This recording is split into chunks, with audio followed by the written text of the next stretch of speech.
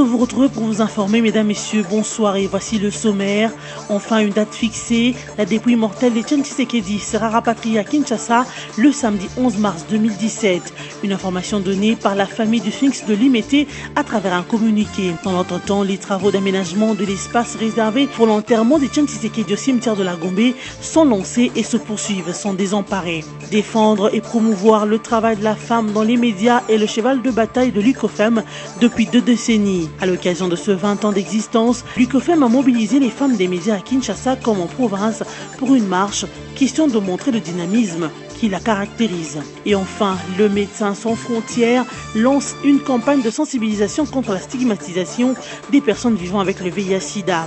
Ce, à l'occasion de la 14e journée mondiale zéro discrimination, ce 1er mars 2017. À travers des sketchs, MSF encourage à la dépistation et aux soins, mais aussi à bannir la peur pour une bonne prise en charge.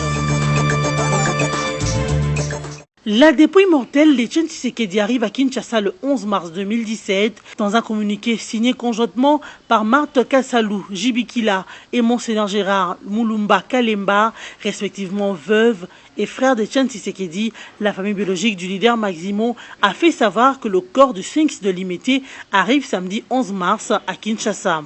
Elle a aussi accepté que le président de l'Union pour la démocratie et le progrès social soit enterré au cimetière de la Gombe, conformément à l'arrêté du gouverneur de la ville. Selon Bruno Tshibala, secrétaire général adjoint de l'UDPS, Etienne Tshisekedi sera enterré au cimetière de la Gombe dans un premier temps, en attendant l'endroit qui sera désigné pour l'érection d'un mausolée en l'honneur de l'opposant historique.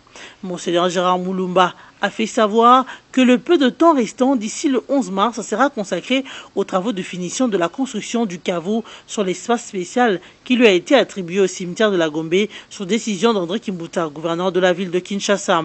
Il sera également question d'harmoniser les vues pendant ce temps sur les détails du programme des obsèques. Il s'agira de l'arrivée du corps à l'aéroport international de Njili, son exposition sur le lieu mortuaire jusqu'à son inhumation. Selon nos dernières informations, les travaux au niveau du cimetière de la Gombe ont déjà débuté pour accueillir la dépouille mortelle de Tshisekedi. Et les autorités urbaines montrent qu'elles sont prêtes pour le 11 mars, la date choisie par la famille de Sphinx pour l'arrivée de sa dépouille. Par ailleurs, Bruno Tshibala, secrétaire général adjoint de l'UDPS, après avoir apprécié le compromis trouvé, a demandé aux combattants de l'UDPS et aux Kinois de se mobiliser davantage pour accueillir la dépouille mortelle d'Etienne Tshisekedi.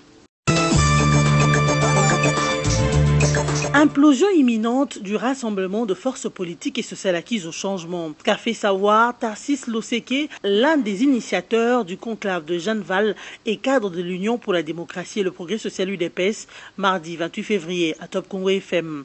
Donnant son point de vue sur la restructuration de cette plateforme en 4 instances dirigeantes, le vice-ministre de Finances ne va pas par le dos de la cuillère. Il estime que cette division en 4 organes sonne la fin de cette plateforme de l'opposition créée en juin 2016 en Belgique. Après avoir exprimé son regret, il a fait savoir que ce qui se passe maintenant au sein du rassemblement n'est pas ce que voulait Tshisekedi. Selon lui, cette plateforme avait 2 objectifs que sont le respect de la Constitution et l'alternance au pouvoir à dater du 19 décembre 2016. Les 2 missions n'ayant pas été atteintes, c'est donc un échec pour le rassemblement, a-t-il encore expliqué. Par ailleurs, poursuit-il, 2 raisons causeront l'implosion du rassemblement. La forte mainmise du G7 qui impose sa position sur la désignation du candidat Premier ministre et qui veut occuper la tête du Conseil national de suivi de l'accord. Et l'UDPS ne se contentera que d'un poste symbolique qui est celui du président politique et qui ne sera qu'une coquille vide. Pour Tarsis Loseke, il faut éviter l'application de cette nouvelle structure mise en place par le Rassemblement qui n'ont qu'un objectif, celui de noyer l'UDPS et le Rassemblement. Il demande ensuite à son parti l'UDPS de prendre la présidence du Conseil des sages du Rassemblement s'il veut continuer à exister. Pour rappel, le Rassemblement a été démembré en 4 organes de direction le lundi 27 février 2007 à Kinshasa, à savoir la présidence, le Conseil des sages, la coordination des actions et le Conseil des disciplines. Une décision consensuelle issue d'une réunion qui a réuni les cadres de cette plateforme pour tabler sur le processus du mode de désignation du futur président du Rassemblement et son bureau, mais aussi du président du Conseil des sages. Bref, les remplaçants d'Etienne Tshisekedi. 20 ans durant, l'Union congolaise des femmes des médias lutte pour la défense et la promotion du travail de la femme dans les médias. Pour célébrer ces 2 décennies, l'UCOFEM a organisé à Kinshasa, comme dans d'autres villes, Lubumbashi, Kikwit et Bandunuville, une marche des femmes des médias. À Kinshasa, les femmes se sont regroupées à la place Assanef, puis ont pris le chemin pour chuter au Palais du Peuple à la place du Cinquantenaire, en passant par les avenues Nyangwe et Willery. Une célébration à travers la marche afin de démontrer le dynamisme qui anime toujours l'UCOFEM. Le choix du 1er mars n'est pas aussi un hasard, a indiqué Anna Maïmouna, coordonnatrice nationale de l'UCOFEM. Et nous voulons rester dans cette dynamique-là, marcher pour dire que nous avons totalisé 20 ans, mais il y a encore du chemin à faire. Et on a choisi aussi le mois de mars pour marquer d'une manière particulière ce mois et nous engager davantage dans la promotion des droits des femmes dans les médias et par les médias. Étant président de l'Union nationale de la presse du Congo, autorité d'autorégulation de professionnels des médias en RDC, Kasonga Chilunde est venu apporter son soutien à l'UCOFEM et à toutes les femmes de médias. Le président de l'UNPC a aussi condamné avec la dernière énergie la cybercriminalité dont sont victimes les femmes des médias ce temps-ci. L'UCOFEM est l'une des associations de l'Union nationale de la presse du Congo la plus efficace, la plus active et la plus en mouvement. Depuis tout ce temps, on a vu qu'à tout coup, l'UCOFEM existe. Alors comme l'UCOFEM a prévu d'amorcer le démarrage des festivités de ces 20 ans d'existence par cette marche, nous avons pensé que nous devons lui faire honneur, nous devons être présents pour démarrer cette joie ensemble jusqu'au moment où nous allons avoir la soirée pour clôturer cette année du 20e anniversaire. C'est notre manière d'apporter notre appui, notre soutien à l'UCOFEM et à tout ce qu'elle est en train de faire au profit de la femme des médias. Vous avez suivi dernièrement, il y a des problèmes où les femmes journalistes ont été exposées sur les réseaux sociaux. Ça ne fait pas honneur à la femme et davantage ça ne fait pas honneur à la femme des médias. Et pour cette raison, quelle que soit l'identité de la personne qui a posté ces insanités, il est de votre devoir, de notre devoir, de nous montrer solidaires pour que nous puissions ensemble condamner avec la dernière énergie cette manière d'instrumentaliser la femme, de ridiculiser la femme, de la mettre sur la place publique en cet état-là, afin que les choses changent et que quand on amorce la 21e année de l'UCOFEM, que la femme retrouve son honneur, sa crédibilité et retrouve aussi sa confiance, parce que entre nous, soit dit en passant, la confiance est un peu émoussée avec les 2 cas que vous connaissez, que je ne saurais pas rappeler ici. Pour la mise en valeur de la femme des médias, ces journalistes, hommes comme femmes, ont véhiculé plusieurs messages à travers des papiers imprimés qu'ils ont accrochés sur leurs t-shirts. La marche pour célébrer le 20 ans de l'UCOFEM a été organisée avec le soutien d'Internews, USAID, ONU Femmes, Rescue Community et plusieurs partenaires financiers.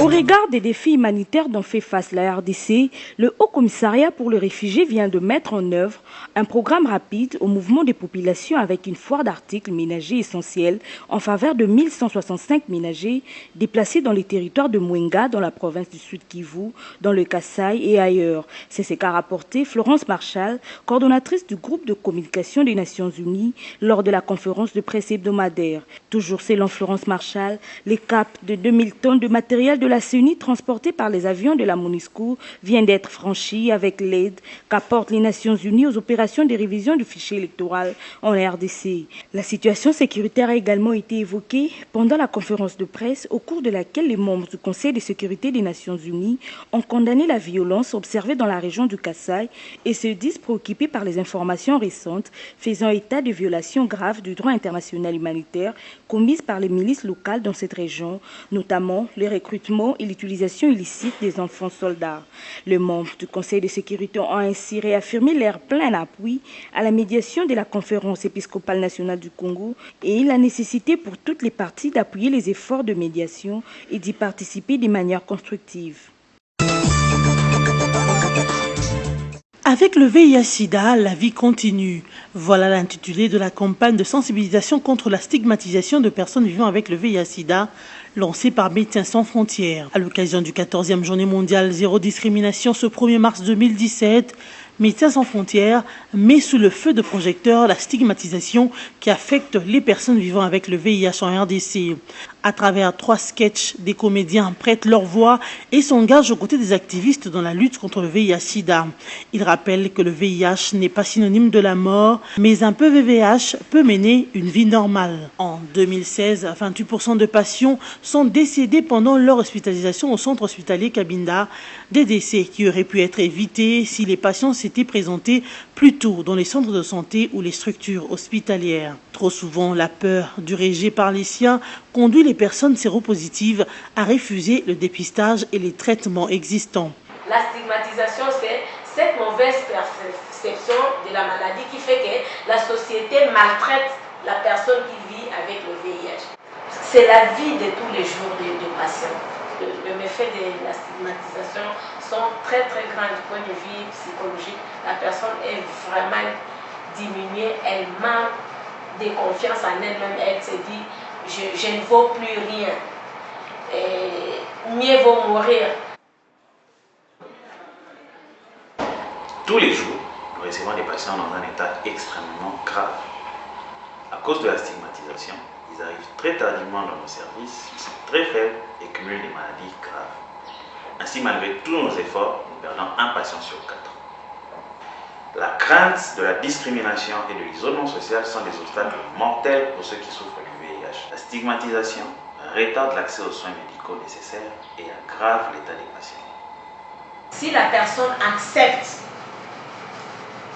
de vivre avec le VIH et qu'il accepte de prendre les traitements correctement en respectant les principes d'adhérence, le problème est résolu du point de vue physique. La personne peut se remettre debout et reprendre sa vie normalement.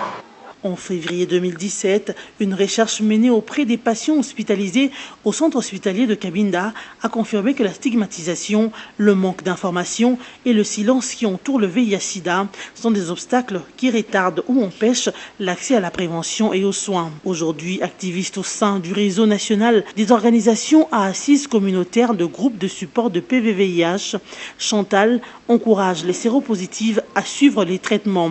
Elle aussi a été rejetée par sa famille. Ils m'ont dépisté sans mon consentement. Parce qu'ils savaient que j'ai le VIH. À partir de cela, on m'avait isolé dans ma chambre seule avec mes enfants. Même des assiettes aussi, c'était personnel. À cette époque-là, je ne savais rien. Alors, j'ai entendu parler par mes parents, à téléphoner d'autres membres de famille. Il faut se préparer pour l'enterrement.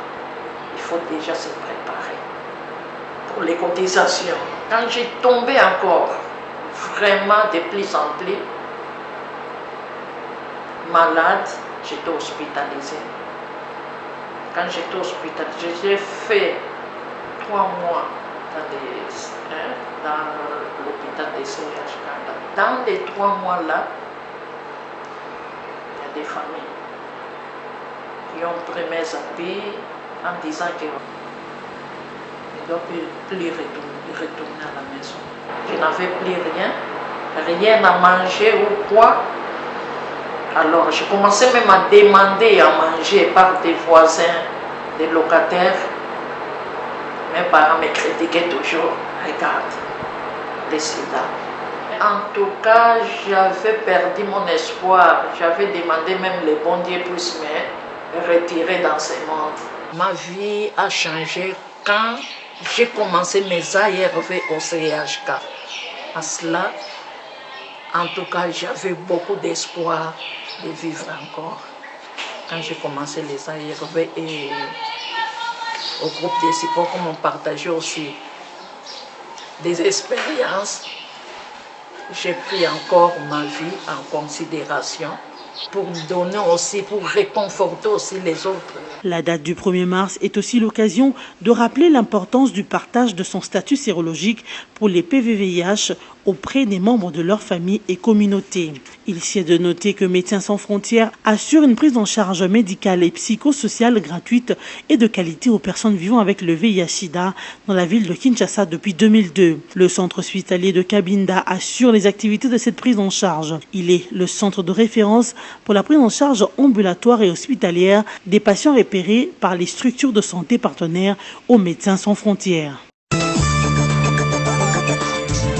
La Congolaise Marie-Chantal Kaninda prend la direction exécutive du Conseil mondial du diamant. C'est aujourd'hui 1er mars, mois dédié à la femme, que la Congolaise a pris ses fonctions en qualité de directrice exécutive du Conseil mondial du diamant, a annoncé l'institution basée à New York aux États-Unis dans un communiqué rendu public en début de semaine. Une fierté pour la République démocratique du Congo en particulier et l'Afrique en général. La Congolaise remplace à ce poste l'Américaine Patricia Serreud. Marie-Chantal Kaninda a une expérience de près de 20 ans dans les secteurs miniers, en particulier l'or et les diamants. Économiste de formation et diplômée de l'Université de Liège en 1994, la Congolaise fait ses premiers pas dans ce secteur à son retour en RDC en 1998 en intégrant en tant qu'office manager la Shanti Goldfield, une multinationale spécialisée dans l'exploitation de l'or. En 2012, l'économiste congolaise devenue experte en mines rejoint Rio Tinto, une firme anglo-australienne, deuxième groupe minier mondial où elle est nommée conseillère en chef aux affaires externes en Afrique. Depuis 2012, elle est présidente de l'initiative anticorruption pour les secteurs privés en RDC. Elle siège également au conseil d'administration de la Diamond Development Initiatives et la ProCredit Bank Equity, la 7e banque en RDC. Mariée et mère de 2 enfants, Chantal Kaninda s'est investie dans le social, spécialement pour l'éducation des jeunes filles en milieu rural, via sa fondation Marie-Chantal Kaninda Mining, MCKM en sigle.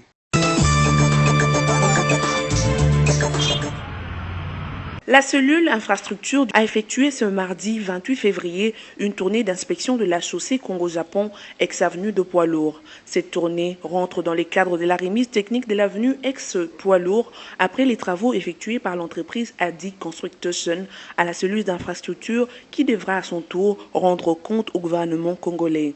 En attendant, les travaux d'installation de lumière publique se poursuivent sur cette chaussée dans son tronçon allant de la gare centrale au pont Matete.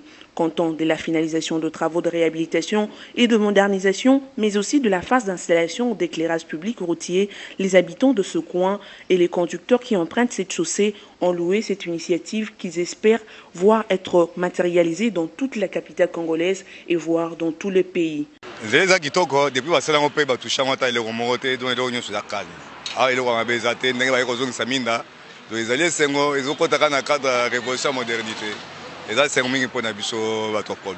ça bien pour action que salima au moins que mutu à partir de musique azomona mais action bana au salima au moins na butu action salima pour mutu mona faut que minda kareya et beta wana po mutu mona action salimi net ba sali boy et sali bien to féliciter misala ya chef de l'état qui est madame atemu ndana sepeli pote njela ezala polele bato surtout batamba malam.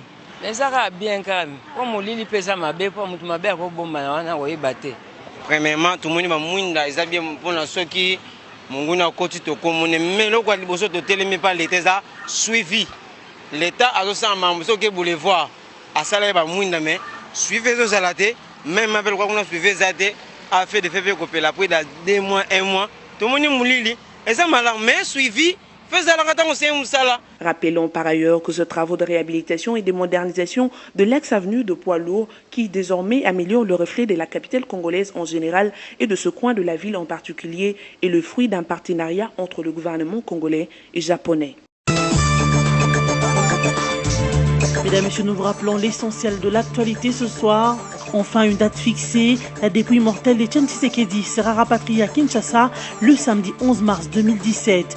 Une information donnée par la famille du Sphinx de Limete à travers un communiqué. Dans l'entretemps, les travaux d'aménagement de l'espace réservé pour l'enterrement d'Etienne Tshisekedi au cimetière de la Gombe sont lancés et se poursuivent sans désemparer. Défendre et promouvoir le travail de la femme dans les médias est le cheval de bataille de l'UCOFEM depuis 2 décennies. À l'occasion de ce 20 ans d'existence, l'UCOFEM a mobilisé les femmes des médias à Kinshasa comme en province pour une marche, question de montrer le dynamisme qui la caractérise. Et enfin, le Médecins sans frontières lance une campagne de sensibilisation contre la stigmatisation des personnes vivant avec le VIH-Sida.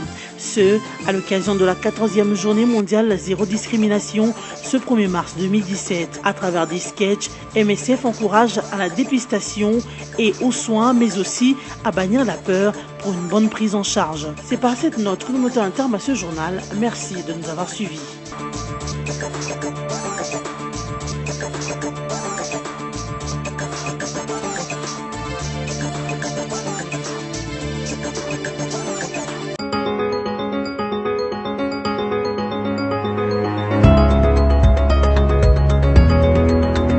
Mesdames, Messieurs, bienvenue à cette revue de presse de journaux parue en ligne ce mercredi 1er mars 2017. Le compromis trouvé autour de la date du rapatriement de la dépouille d'Etienne Tshisekedi, les leaderships féminins congolais reconnus sur l'échiquier mondial, tels sont entre autres le sujet que nous avons résumé pour vous.